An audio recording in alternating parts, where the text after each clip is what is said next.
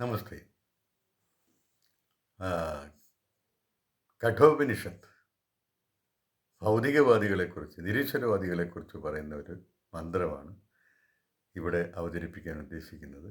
മന്ത്രം ഇങ്ങനെയാണ്: ന സാമ്പരായ പ്രതിഭാതി ബാലം പ്രമാദ്യന്തം വിത്തമോഹേന മൂഢം അയം ലോകോ നാസ്തി പര ഇതി മാനി പുനർവശമാപദ്യതേ മേ. ഇതാണ്. അതായത് ഈ ഭൗതികവാദികൾ എങ്ങനെയുള്ളവരാണ്? ഈ പ്രപഞ്ചം, നമ്മൾ ഈ കാണുന്ന പ്രപഞ്ചമേ ഉള്ളൂ, അതിനപ്പുറമൊന്നുമില്ല. അതുകൊണ്ട് അതിനപ്പുറമുള്ള എന്തിനെക്കുറിച്ചെങ്കിലും അന്വേഷിക്കാൻ അവർ തയ്യാറാകുകയില്ല. കാരണം എന്താണ്? അവർ ഈ ഭൗതിക ഭോഗസുഖങ്ങളിൽ വ്യാപൃതരായിരിക്കുന്നു. അങ്ങനെ അവർ വഴിതെറ്റിപ്പോയിരിക്കുന്നു. അവരുടെ ശിശു മനസ്സ് കൊണ്ടാണ് അവർക്ക് അങ്ങനെ തോന്നുന്നത്. ഇങ്ങനെയുള്ളവർ വീണ്ടും വീണ്ടും മരിക്കുന്നു.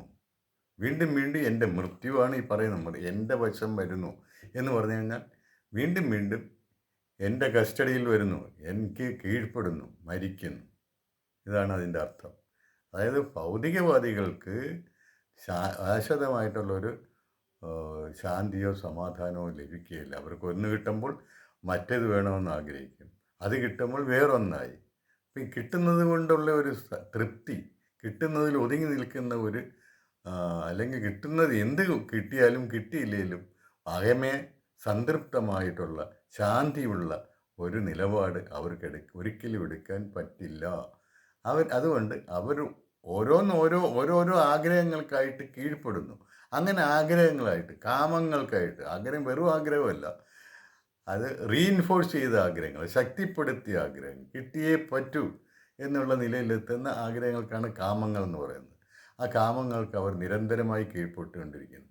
ഓരോ തവണ കീഴ്പ്പെടുമ്പോഴും അവരുടെ ഒരു മരണം സംഭവിക്കുന്നു എന്നാണ് ഈ ആധ്യാത്മിക ശാസ്ത്രത്തിൽ പറയുന്നത്. അതിൻ്റെ ഒരു സൂചനയാണ് ഇവിടെ കഠോപനിഷത്ത് നൽകിയിരിക്കുന്നത്. ഉപനിഷത്തുകൾ ദശോപനിഷത്തുകൾ, അതായത് പ്രമുഖമായ 10 ഉപനിഷത്തുകൾ ഉള്ളതാണെന്ന് നേരത്തെ തന്നെ പറഞ്ഞിട്ടുണ്ട്. ഈ വീഡിയോയിലല്ല, മറ്റൊരു വീഡിയോയിൽ പറഞ്ഞിട്ടുണ്ട്. ഈ 10 ഉപനിഷത്തുകൾ എന്ന് പറയുന്നത്, ഉപനിഷത്തുകൾ വേദങ്ങളുടെ അന്ത്യഭാഗങ്ങളാണ്. വേദങ്ങൾക്ക് 4 ഭാഗങ്ങളാണ് ഉള്ളത്. 1 സംഹിത, 2 ബ്രാഹ്മണം, 3 ആരണ്യകം, 4-മത്തേതാണ് ഉപനിഷത്ത്. തത്വപ്രധാനമായ ഭാഗങ്ങൾ ഉപനിഷത്തുകളായി രൂപപ്പെടുത്തിയിരിക്കുന്നു. സംഹിതകൾ എന്ന് പറഞ്ഞാൽ സ്തുതിഗീതങ്ങളാണ്. പ്രപഞ്ചത്തിലെ ശക്തികൾക്കുള്ള സ്തുതിഗീതങ്ങളാണ്. അവയെ സ്തുതിച്ച് ഫലം നേടാനുള്ള, അല്ലെങ്കിൽ ആനുകൂല്യങ്ങൾ നേടാനുള്ള, അനുഗ്രഹം നേടാനുള്ള മാർഗങ്ങളാണ് അതിനകത്തുള്ളത്. ബ്രാഹ്മണങ്ങളും ആരണ്യകങ്ങളും എന്ന് പറഞ്ഞു കഴിഞ്ഞാൽ ഇതിൻ്റെ ഒരു ആചാര പ്രധാനമായിട്ടുള്ള ഭാഗങ്ങളുമാണ്. തത്വപ്രധാനമായിട്ടുള്ള ഭാഗങ്ങൾ അടങ്ങിയിരിക്കുന്ന ഉപനിഷത്തുകളാണ്. അതിൽ യജുർവേദം തന്നെ 2 ശാഖകളുണ്ട്. അതിലൊന്നാണ് കൃഷ്ണയജുർവേദം. കൃഷ്ണയജുർവേദത്തിലെ ഒരു ഉപനിഷത്താണ് കഠോപനിഷത്ത്. കൃഷ്ണയജുർവേദത്തിലെ ബ്രാഹ്മണത്തിൽ നിന്ന് എടുത്തിട്ടതാണ് കഠോപനിഷത്ത്. അതിലെ ഒരു മന്ത്രമാണ് ഞാനിപ്പം ഇവിടെ പറഞ്ഞത്. അതിലെ മന്ത്രം, അതായത് ഈ കഠോപനിഷത്ത് അവതരിപ്പിക്കപ്പെട്ടിരിക്കുന്നത് ഒരു നചികേതസ് എന്ന് പറഞ്ഞ പേരുള്ള ഒരു ബാലനും യമൻ മൃത്യുദേവനും തമ്മിൽ നടക്കുന്ന ഒരു സംഭാഷണമായിട്ടാണ്. മൃത്യുദേവനോട് ഈ ബാലൻ 3 വരങ്ങൾ ചോദിക്കും. 3 വരങ്ങൾ ചോദിക്കാനുള്ള അതിനൊരു പശ്ചാത്തലമൊക്കെ ഉണ്ട്.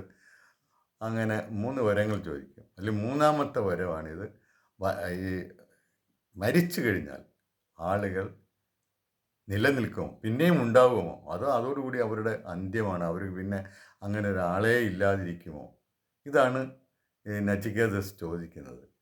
അപ്പം മൃത്യു ആദ്യം പറഞ്ഞു കഴിഞ്ഞാൽ ഇത് വളരെ ദുഷ്കരമായിട്ട് അറിയാൻ വളരെ പ്രയാസമുള്ള ഒരു കാര്യമാണ്. അതുകൊണ്ട് നീ ഇതങ്ങ് വിട്, നിനക്ക് ഞാൻ ഇഷ്ടം പോലെ സ്വത്തുക്കൾ തരാം, ആയുസ് തരാം, ദീർഘായുസ് തരാം, നിനക്ക് നല്ല കുടുംബവും ഇഷ്ടം പോലെ മക്കളും, ഇതെല്ലാം തരാം, എന്ത് വേണമെങ്കിലും കുതിര, സ്വർണം, അതുപോലുള്ള എന്ത് വേണമെങ്കിലും തരാം, ഈ വരത്തിൽ നിന്ന് പിൻവാങ്ങണം.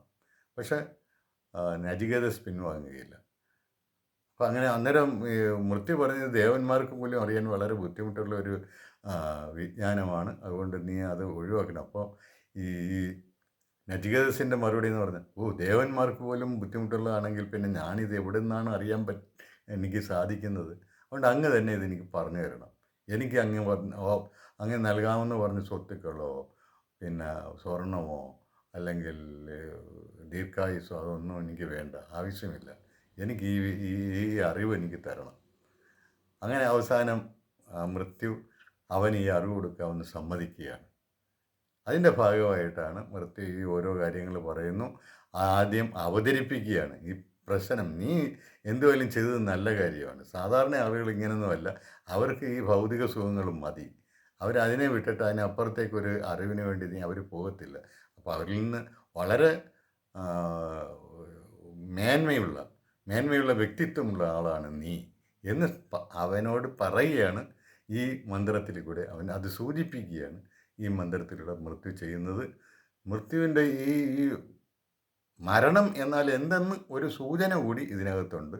അതായത് അടങ്ങാത്ത കാമങ്ങൾക്ക് നിരന്തരമായി കീഴ്പ്പെടുന്നതാണ് മരണം.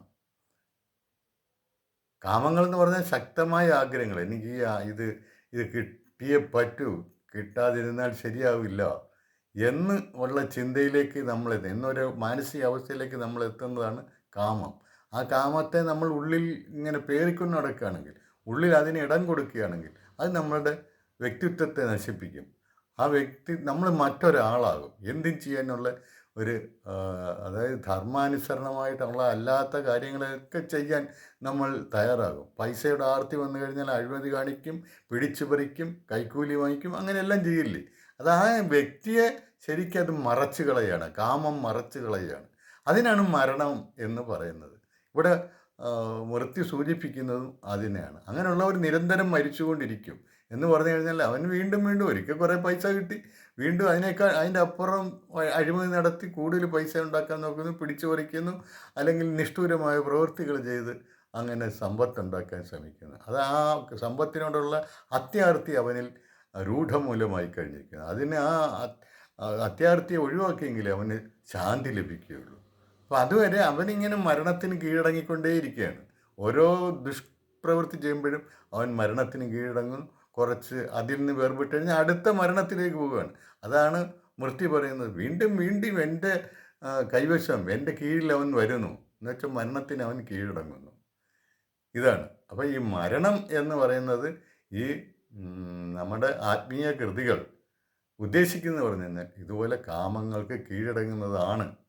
അത് ഈ കഠോപനിഷത്ത് തന്നെ 6:14, 6:15 എന്നീ മന്ത്രങ്ങളിലും ഇത് ആവർത്തിച്ച് പറയുന്നുണ്ട്. മനസ്സിലുള്ള കാമങ്ങളെ എപ്പോൾ നിങ്ങൾ ഒഴിവാക്കുന്നു അപ്പോൾ നിങ്ങൾ അമരന്മാരായി മാറും. അതായത് മർത്യർ അമരന്മാരായിട്ട് മാറും. ഇതാണ് ഈ ശ്ലോകത്തിൽ നിന്ന് അതിൻ്റെ ഒരു സൂചനയാണ്.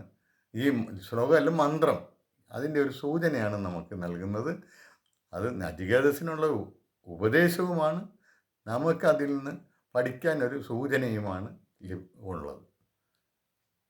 നന്ദി, നമസ്കാരം.